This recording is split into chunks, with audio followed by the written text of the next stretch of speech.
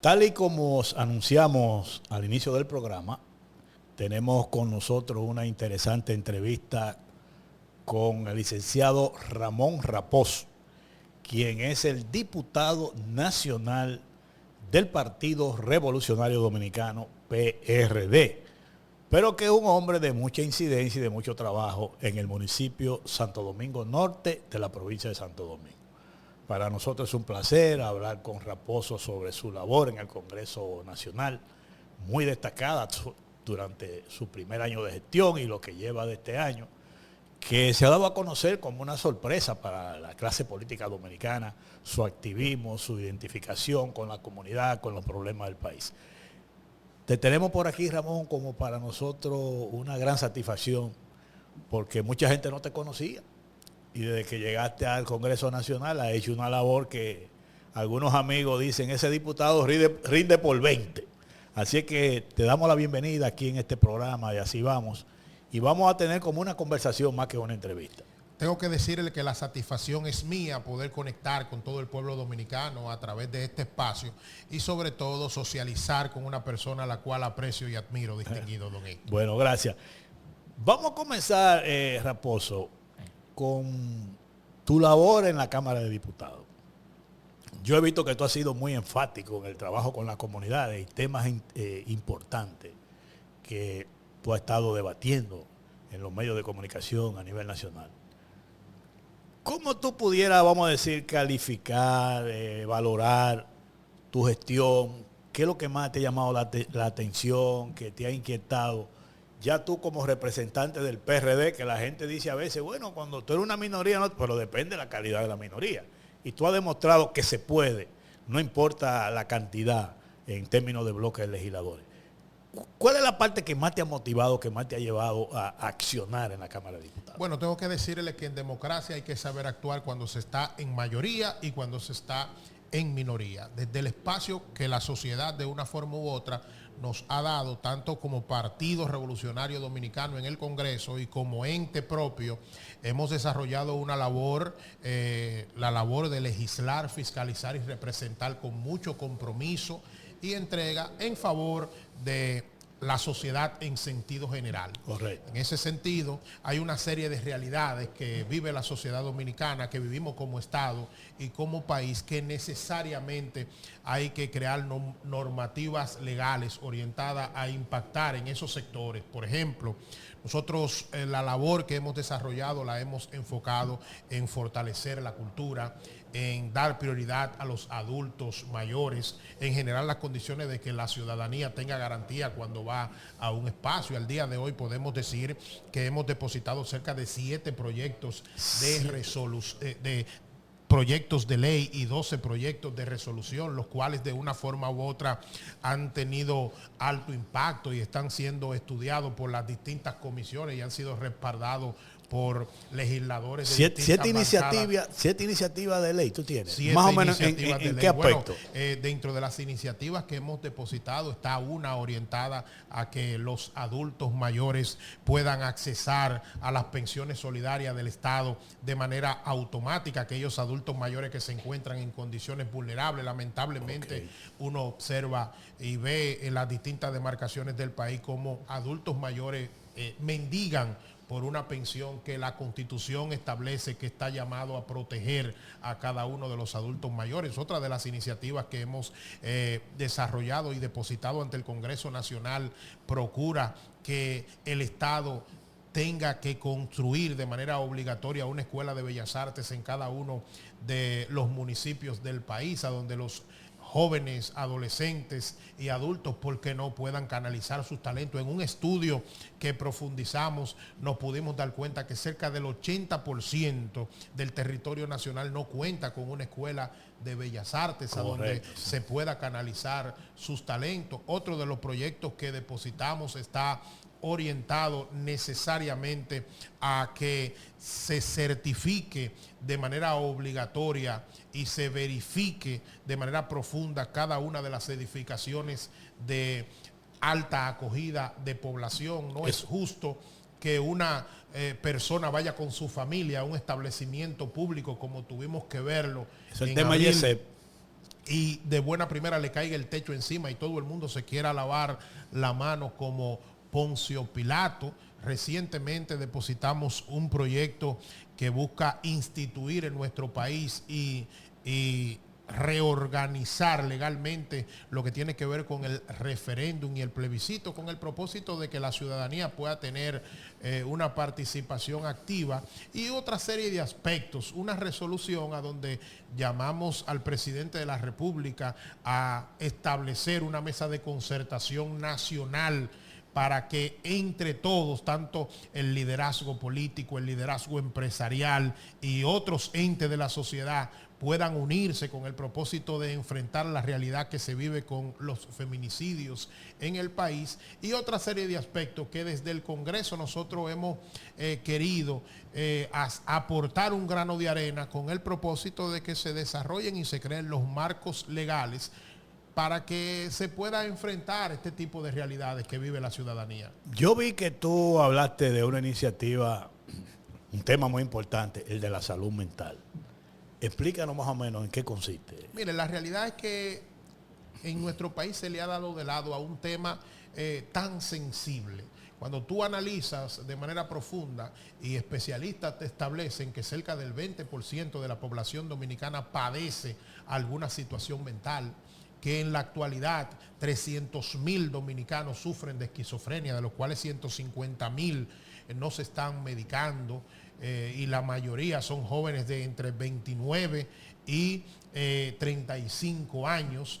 Y cuando tú observas que cifras te establecen que en el año 2024 cerca de 650 dominicanos y dominicanas se suicidaron y el 59% padecía alguna situación mental, tú observas que son cifras alarmantes que debemos enfrentarla. Y cuando tú te vas a la realidad, puedes darte cuenta que somos uno de los países que menos invierte en salud mental. Mientras otros países de la región invierten hasta el 9 y el 10% del dinero destinado por el Estado a salud, aquí invertimos por debajo del 1%. Esto llama la atención. Nosotros, en conjunto con otros legisladores, estamos impulsando una iniciativa orientada a que se respete el presupuesto de salud y que se generen políticas públicas e iniciativas legislativas clara, orientada a lograr una mayor cobertura de las ARS para las personas que sufren algún tipo de trastorno mental, a hacer respetar los derechos de las personas que tienen algún padecimiento mental y sobre todo a reorientar los recursos a la prevención de las enfermedades mentales. Son cosas de las que uno se preocupa. Las personas de una forma u otra le expresan las realidades que viven en las comunidades. Usted acaba de decir, nosotros hacemos una labor en el municipio Santo Domingo Norte y tengo que decirle, nosotros hemos caminado los 450 barrios de esta demarcación y una de las principales realidades que nosotros nos hemos topado es lo siguiente. Para una familia que tiene algún integrante con un padecimiento mental, es catastrófico para la familia y para la comunidad, porque no reciben ningún tipo de orientación ni ningún tipo de acompañamiento, y la comunidad y las familias no saben lidiar con esta situación, ni pueden tampoco, porque no están especializados. Entonces nosotros hemos visto que como Estado le hemos dado de lado a esta realidad. Tú sabes que cuando tú enfocaste eso a nivel de opinión pública, que yo lo estaba leyendo, yo siempre he tenido mucha inquietud por ese tema de la salud mental en nuestro país, porque me tocó una experiencia con algún pariente allegado, recorrer todo el Gran Santo Domingo, pudiéramos llamarlo, en contacto con centros de atenciones sobre temas de jóvenes dedicados al consumo de drogas y también con personas que tienen que ver con la esquizofrenia y enfermedades mentales. Y cuando yo te vi tocando ese tema, me llamó la atención y me gustó porque es un tema que debemos poner en el tapete con mucha responsabilidad.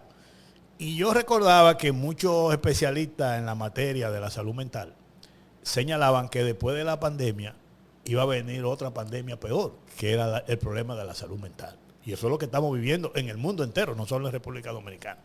Ahora, en esta misma semana, en esa dirección, veía que el Listín Diario publicaba en su página principal, como noticia principal, que los menores, que aquí no hay para los menores centro de atención, para sobre todo los menores adictos.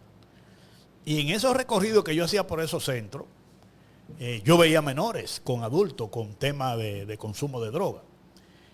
Y yo, cuando te oí planteando eso, yo decía, lo que tú dices, en una familia, cuando hay una persona con problemas de esquizofrenia y que a la vez consume droga inclusive, entonces complica más, es una tragedia para una familia. Y más cuando no hay tratamiento, porque tú estás bregando con un enfermo, que puede ser un menor, como puede ser un joven, como puede ser un adulto. Y uno se pregunta, ¿cuántos centros de atenciones públicas podemos tener en el país para atender a una familia pobre que tenga ese tipo de problemas? Que tú lo ves por la calle, la gente andando. ¿Qué se ha pensado como política? Cuando yo vi las declaraciones tuyas me llamó la atención, porque yo creo que hay que insistir en esto. Tú estás hablando del presupuesto, pero cuando uno se va al presupuesto de salud, para ese tema es prácticamente mínimo. No, y no obstante eso, cuando tú observa la realidad, el hecho de tú decir que la gran mayoría, tal y como usted establece, de los hospitales del país no están preparados para recibir a alguna persona con padecimiento mental, que cuando tú analizas en el país hay poco más de 200 psiquiatras y la gran mayoría están concentrados en las zonas urbanas, no están en las zonas rurales, y otra serie de aspectos, la falta de políticas públicas orientadas a impactar en este sector. Nosotros decíamos que es un momento idóneo para repensar en este sector. ¿Por qué? Porque hablábamos de que ahora mismo se está estudiando el presupuesto general del Estado del año 2026, pero también concomitantemente con eso se está estudiando la modificación de la ley de seguridad social y otra serie de aspectos. Uno de los mayores gritos que tiene la gente en las demarcaciones es cómo las ARS otorgan una cobertura ínfima y muchas ninguna para las personas que sufren algún tipo de padecimiento mental. No, porque los medicamentos y los médicos que tienen que ver con la salud mental no lo cubren los seguros. Una barbaridad. Tú sabes, por eso es que yo insisto en la importancia de ese tema que tú has puesto en el tapete. De esos centros que yo visitaba para atender a algún joven, atender personas, el que menos cobraba, oye bien, cobraba 90,000 pesos mensuales. Y había centros de esos que cobran 100,000 y 100,000. Tú ves, y todo lleno, todo lleno. No había cupo para la gente. O sea, aquí tenemos una situación silenciosa de que la mayoría de todos esos centros están llenos de, claro, clase media alta o rico, una familia reúne los chelitos que sea para que le atiendan a un muchacho ahí, puede durar 4 o 5 meses. Pero después que sale por ahí no puede seguir con el tratamiento y vuelve y cae en la crisis. Y lo grave de eso es, los seguros no cubren, ni te cubren eso, ni te cubren la medicina, no te cubren nada. Así mismo. O sea, por eso es importante esa iniciativa. Y aquí hay un ejemplo, el caso reciente de la persona que amenazó al presidente. ¿Qué se determinó? Tiene problemas de salud mental. O sea, esa persona no estaba recibiendo atención. Ahora, entre las medidas que está tomando en el caso del conocimiento de la situación de este tipo, lo primero que lo mandan es para un centro de atención mental. Oye bien, y ese anda suelto por ahí, andaba suelto y comenzó a decir cosas en las redes sociales. Yo creo que ese es un tema que yo te exhorto a que no lo abandonen, que lo sigan tratando, porque hay mucha gente preocupada por eso, además de los que están afectados, y sobre todo cuando en los hospitales públicos, en el territorio nacional, es muy escaso que aparezca un profesional que pueda atender a un pobre en esa situación, que es esa parte. Tú hablabas del presupuesto, Raposo. En esta semana estaban discutiendo eso. ¿Cuál es la situación que tenemos con el presupuesto? Bueno, la realidad es que finalmente, producto de la mayoría que de una forma u otra tiene el partido de gobierno, se va a concluir aprobando un presupuesto deficitario, a donde de una forma u otra se compromete a cada uno de los dominicanos a seguir pagando préstamos sobre préstamos, porque cuando tú consigues una cantidad de dinero, pero para generar estabilidad tiene que salir a buscar préstamos fuera del país, al final eso termina haciendo una especie de harakiri, como, claro, dice el dicho y la profecía, ¿verdad? A donde tú terminas endeudándote. Un presupuesto que otorga concentración de recursos en estamentos como la presidencia de la República, pero te relega a unos últimos lugares las políticas de juventud, las políticas de la mujer a través del Ministerio de la Mujer, aportándole partidas ínfimas. Un tema que de una forma u otra acaparó la opinión pública y todos los dominicanos estaban de acuerdo, era el tema de la indexación salarial. No se contempló. Al final no se contempló o se propuso, pero no hubo interés del gobierno de generar las condiciones de que se cumpla con el tema de la indexación salarial. Otros aspectos que podemos observar de este presupuesto y que llama mucho la atención es el hecho de que, a pesar de que no ha sido introducido ante el Congreso Nacional la fusión que pretende hacer, ¿verdad?, del Ministerio de Educación y el Ministerio de Educación Superior, ya contempla la unificación de las dos partidas del presupuesto para manejar estas dos instituciones. ¿Y cómo va a ser? Y eso llama mucho la atención. Y otros aspectos que hemos observado. O sea, en términos presupuestarios, ellos están funcionando y no se ha fusionado. Están funcionando, aunque ni siquiera se ha depositado un proyecto de ley que unifique estas dos instituciones. Observamos del proyecto que sigue otorgando una inversión ínfima para lo que tiene que ver con la capitalización, ¿verdad?, y aportes al desarrollo de las demarcaciones, el gasto de capitales y una abultada concentración para gastos corrientes. Por ejemplo, para que ustedes tengan una idea, de los 4.419 millones que va a recibir el Ministerio de Cultura, solamente 83 millones están destinados para programas orientados a desarrollar la cultura.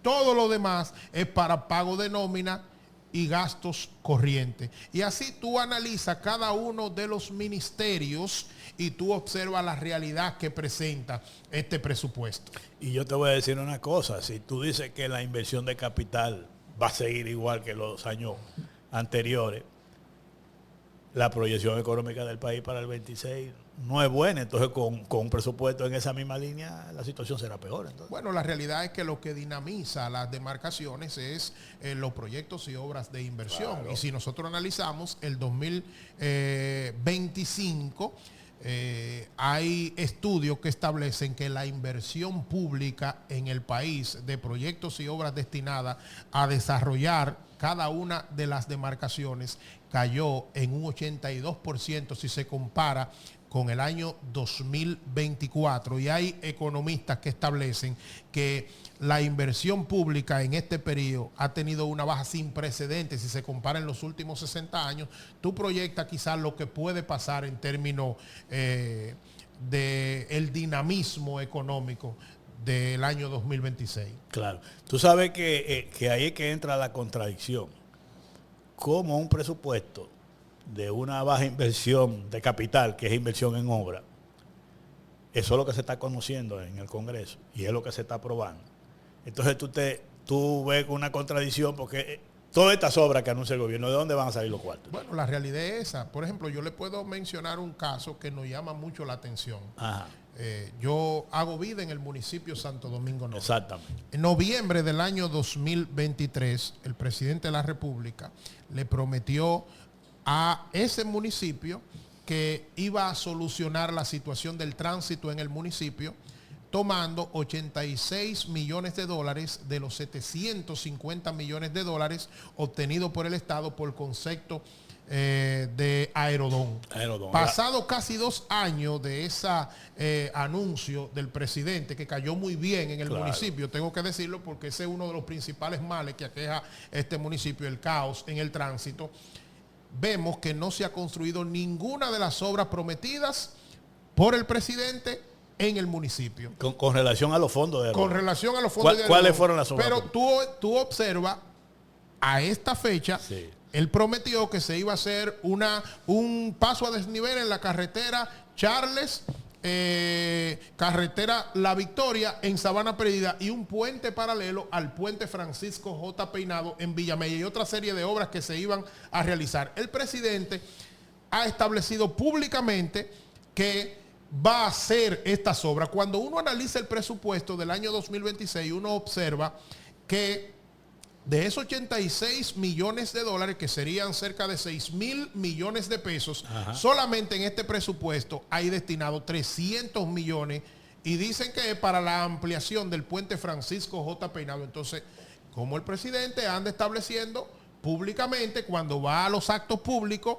que va a hacer, por ejemplo, el paso a desnivel de Sabana Perdida, que va a hacer las obras que prometió, cuando tú no ves por ningún lado las partidas establecidas que se van a utilizar para realizar estas obras. Pues tú estás diciendo entonces que las obras prometidas con los fondos del adelanto de Aerodón no están contempladas en el presupuesto. Bueno, no están contempladas. Lo único que hay contemplado de esos 6.000 millones son 300 millones para la ampliación del puente. Habría que ver en cuánto estaría contemplado realizar el puente. Si tomamos en cuenta la ley que establece que para iniciar una obra se establece una partida del 20%, estamos hablando que el presidente dice que va a hacer todas esas obras y solamente hay destinado el primero 20% para realizar esa obra, que simplemente, prácticamente el 20% sería para realizar los estudios de suelo, vamos a decirlo así, ¿verdad?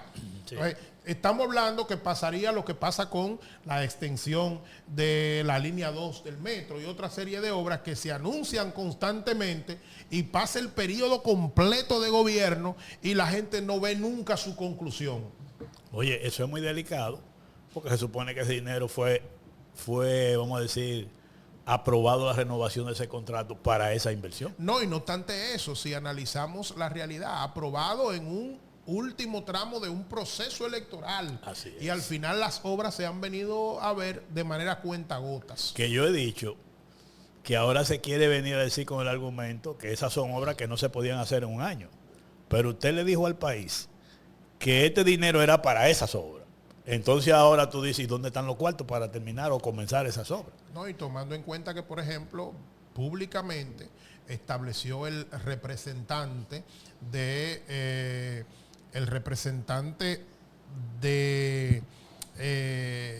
una institución gubernamental que tiene que ver con el manejo de estas áreas, que el director de presupuesto, ¿verdad? Rijo Presbot, sí, estableció que de ese dinero de Aerodón se ha gastado el 99.3%. Ya. Y tú no has visto ninguna de las obras, ves de manera constante el presidente manifestando y reiterando que la va a realizar y no se han llegado a iniciar. Qué cosa más grande. Mira, Raposo, no podemos terminar la entrevista sin hablar de Santo Domingo Norte. ¿Cuál es la situación de Santo Domingo Norte? ¿Cómo tú ves lo que está pasando ahí en ese municipio? Bueno, mire, la realidad es que el municipio Santo Domingo Norte, que tiene grandes condiciones, que nosotros decimos que podría ser bien aprovechado y utilizado como un plan piloto para desarrollar un plan orientado desde el Ministerio de Turismo a impactar de manera positiva a este municipio, porque reúne todas las condiciones, salta a la palestra pública por el auge de la inseguridad ciudadana, el deterioro de sus principales vías. Entendemos que no se ha podido aprovechar el hecho de que la alcaldía y el gobierno central son de la misma organización política, que podía haber una conexión, y no se desarrollan, no se observan el desarrollo de políticas públicas claras orientadas a impactar este municipio. Para que usted tenga una idea, nosotros depositamos un proyecto de ley ante el Congreso Nacional que procura que este municipio sea declarado como un municipio ecoturístico, porque entendemos que reúne todas las condiciones para que se desarrolle un plan piloto desde el Ministerio de Turismo y un mínimo de los turistas que vienen al país puedan ir a impactar este municipio económicamente, que es una de sus principales realidades. Santo Domingo Norte conecta con todo el país a través de la avenida Circunvalación. Exacto. Con el Gran Santo Domingo por el metro de Villamella. Por el Gran Santo Domingo también por Sabana Perdida. Estamos a 15 minutos del Aeropuerto Internacional de las Américas, pero cuenta con un aeropuerto a lo interno, como lo es el aeropuerto de Ligüero o Joaquín Balaguer. Cuenta con uno de los pulmones medioambientales de mayor impacto de la República Dominicana, como lo es el Parque Mirador Norte. Cuenta con una serie de expresiones artísticas que han sido declaradas como Patrimonio Cultural de la Humanidad por la UNESCO. Cuenta con atractivos religiosos como el santuario de la Virgen de Chonstan en el hoy municipio de La Victoria.